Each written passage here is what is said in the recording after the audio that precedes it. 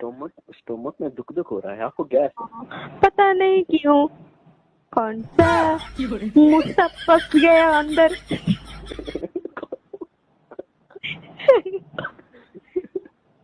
ए भाई साहब, ओहो। मुझे हिंदी आता है। आपको हाँ लगता है क्या मुझे हिंदी नहीं आता? मुझे वो हिंदी बेटर से बेटर, ज्यादा से ज्यादा हिंदी आता है, लेकिन मैं बोलता नहीं। हाँ, अच्छी बात है ना, मतलब आपसे बात करते करते मेरी हिंदी अच्छी हो गई है।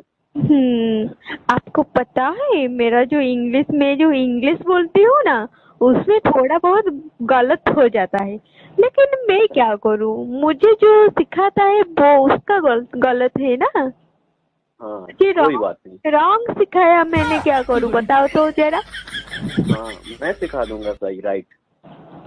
आप मुझे सिखाओगे? बिल्कुल सिखाऊंगा।